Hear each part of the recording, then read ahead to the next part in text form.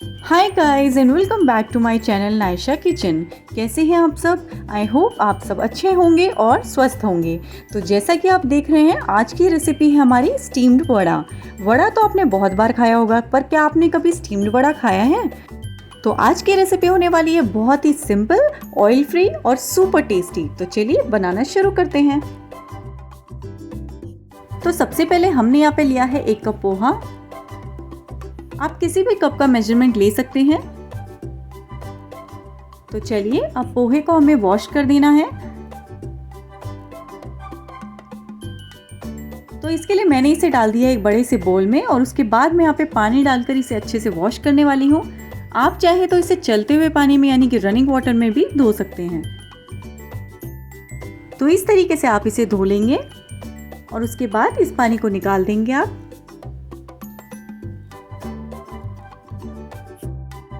तो बिल्कुल इसी तरीके से हम एक और बार धो लेते हैं पोहे को। तो देखिए इससे पोहा बिल्कुल साफ हो जाएगा और हल्का सा सॉफ्ट भी हो जाएगा। तो चलिए अब पोहे को हमने धो लिया है और अब इसे निकाल देते हैं एक बोल में हम।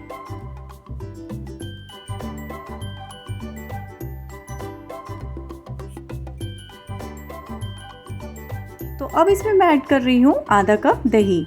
जिस कप से आपने पोहे को मेजर किया था उसी कप से आप दही डालेंगे। तो साथ ही मैं यहाँ पे ऐड कर रही हूँ आधा कप सूजी। 1 से 2 हरी मिर्च हम यहाँ पे डाल रहे हैं।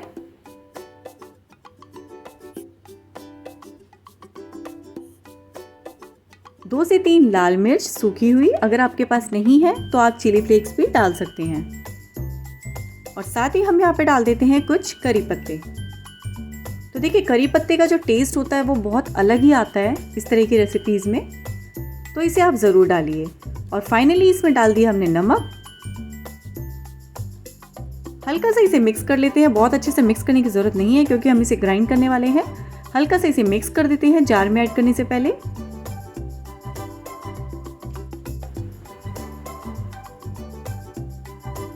तो चलिए अब ले लेते हैं हम एक ग्राइंडर जार और उसमें हम ऐड कर देंगे इस मिक्सचर को। तो देखिए हमने बिल्कुल भी पानी का यूज़ यहाँ पे नहीं किया है। हमने यहाँ पे सिर्फ दही का यूज़ किया है। अगर आपको लगता है कि ये बहुत गाढ़ा हो रहा है तो आप हल्का सा दही और इसमें ऐड कर सकते हैं, या फिर आप 1-2 चम्मच पानी भी इसमें ऐड कर सकते हैं।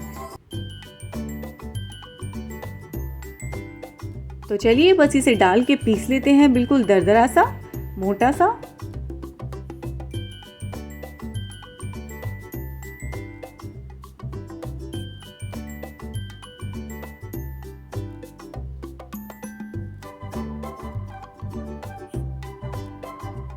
तो देखिए बिल्कुल परफेक्ट जो हमारा मिक्सचर है वो तैयार हो गया है। बहुत ज़्यादा पतला हमें नहीं चाहिए और बहुत ज़्यादा गाढ़ा भी नहीं चाहिए, बिल्कुल परफेक्ट कंसिस्टेंसी का बना है। अगर आपका पेस्ट बाय चांस पतला हो जाता है तो आप उसके लिए इसमें हल्का सा कॉर्नफ्लावर ऐड कर सकते हैं, जिससे कि इसकी कंसिस्टेंसी सही हो जाएगी। तो चलिए निकाल लेते हैं इसे एक बोल में। और देखिए कुछ इस तरह की कंसिस्टेंसी का हमारा बैटर है वो तैयार हुआ है। तो देखिए बिल्कुल पतला नहीं है ये, इसलिए इसके जो वड़े हैं वो बहुत आराम से बनेंगे। तो चलिए अब वड़ा बनाने की तैयारी शुरू करते हैं। तो यहाँ हम ले रहे हैं थोड़ा सा तेल। इससे हम हाथों को ग्रीस करेंगे वड़ा बनाने के लिए। तो चलिए उससे पहले हम एक छलनी या इस तरीके का कोई बर्तन ले लेते हैं और उसे ग्रीस कर देंगे। तो देखिए मैं बिल्कुल बेसिक तरीका आपको बता रही हूँ बनाने का। अगर आप चाहे तो इडली स्टैंड में या फिर स्टीमर में किसी में भी बना सकते हैं। मैं यहाँ पे एक सिंपल पतीले में बनाकर आपको दिखाऊंगी। पतीले में पानी गर्म करके उसके ऊपर हम इस छलनी को रखेंगे और हमारे स्टीम्ड वड़े हम तैयार करेंगे। तो चलिए अच्छे से ग्रीस कर दिया है हमने छलनी को। अब बारी आती है वड़ा बनाने की। तो सबसे पहले हम हाथों को ग्रीस कर लेते हैं तेल से।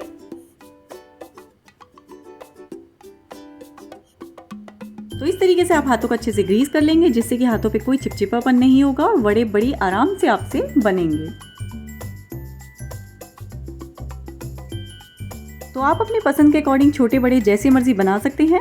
मैं यहाँ पे एक रोटी के साइज़ का बॉल ले रही हूँ और उसको इस तरीके से हम हल्का सा रोल करेंगे।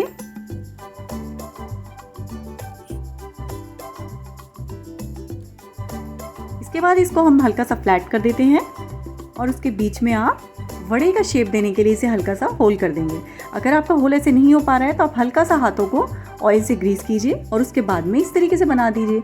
अगर ऐसे भी नहीं होता है तो आप एक पेंसिल ले सकते हैं और उससे भी आप होल कर सकते हैं।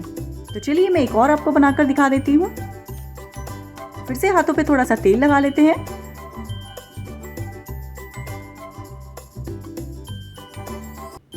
और इस तरीके से आप हल्के हाथों से बिल्कुल इसको रोल करेंगे। उसके बाद इसे आप फ्लैट कर देंगे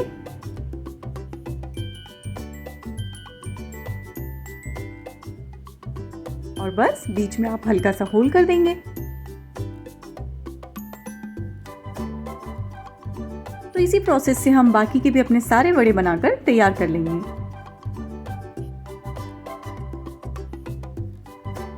तो चलिए वड़े हमारे बनकर तैयार हैं। अब बारी आती है इनको स्टीम करने की। तो देखिए साइड में मैंने पानी गर्म होने के लिए रख दिया था पतीले में। पानी उबल गया है। अब हमने फ्लेम को कर दिया है लो टू मीडियम और इसके ऊपर इस तरीके से आप इस छलनी को रख देंगे। तो आपको ये ध्यान रखना है आप इस तरीके की छलनी रखेंगे जिससे कि अच्छे से पूरे पतीले के जो कॉर्नर्स पे कवर हो जाए। तो 10 से 12 मिनट के लिए हम इसे ढककर पकाने वाले हैं लो टू मीडियम फ्लेम पे और ढक्कन भी आप इस तरीके का ढकेंगे कि अच्छे से चारों तरफ से कवर अप हो जाए।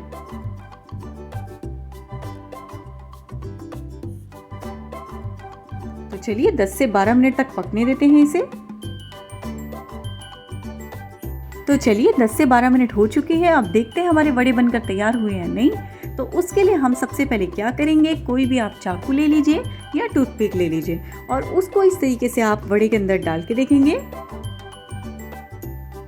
अगर चाकू बिल्कुल साफ आता है तो इसका मतलब आपके वड़े बिल्कुल पक चुके हैं और अगर थोड़ा स्टिकीनेस दिखता है तो आप कुछ देर के लिए और इसे ढककर पका सकते हैं। तो देखिए वड़े बिल्कुल बनकर तैयार हो गए हैं। तो चलिए अब निकाल लेते हैं इन्हें एक प्लेट में। तो देखिए बिल्कुल परफेक्ट फूल गए हमारे वड़े। तो अब इसे आराम से आप किसी चाकू की हेल्प से या फिर इस हाथ से भी आप निकाल सकते हैं, लेकिन बिल्कुल आराम से आप इसे निकालेंगे। हमने अच्छे से ग्रीस कर दिया था प्लेट को, इसलिए हमारे वड़े बिल्कुल भी चिपकेंगे नहीं। तो चलिए इसी तरीके से सारे वड़े निकाल लेते हैं बड़ी आराम से। और अब आप चाहें तो इसे किसी भी चटनी के साथ या फिर केचप के साथ सर्व कर सकते हैं। तो आप चाहें तो इसे सांभर के साथ भी खा सकते हैं, उसके साथ भी ये बहुत ही अमेजिंग लगता है। तो अब जब भी आपका मन करे कुछ अच्छा सा चटपटा सा खाने का और अगर आप ऑयली खाना प्रेफर नहीं करते हैं तो आप इसे ज़रूर ट्राई कर सकते हैं। और अगर आप इसे और टेस्टी बनाना चाहते हैं तो आप हल्का सा तड़का तैयार कर सकते हैं राई और कड़ी पत्ते का और उसमें हल्की सी प्याज डाल सकते हैं और फिर इसे फ्राई कर सकते हैं। तो मुझे ये बहुत ही हेल्दी बनाना था, मैंने इसको फ्राई नहीं करना था, इसलिए मैंने आपको इस तरीके से बनाकर दिखाया है। तो आप चाहें तो इसे फर्दर फ्राई भी कर सकते हैं। सो आई होप आपको ये रेसिपी पसंद आई होगी, आप इसे ज़रूर ट्राई करेंगे। तो ऐसे ही अमेजिंग रेसिपीज़ देखने के लिए मेरे चैनल से जुड़े रहिए और मुझे प्लीज़ सपोर्ट कीजिए। आप चाहें तो मुझे इंस्टाग्राम पे भी फॉलो कर सकते हैं, मेरा इंस्टाग्राम हैंडल है नाइशाज़ किचन। तो चलिए मिलते हैं आपसे अगली वीडियो में एक बहुत ही अमेजिंग रेसिपी के साथ। Thanks for watching.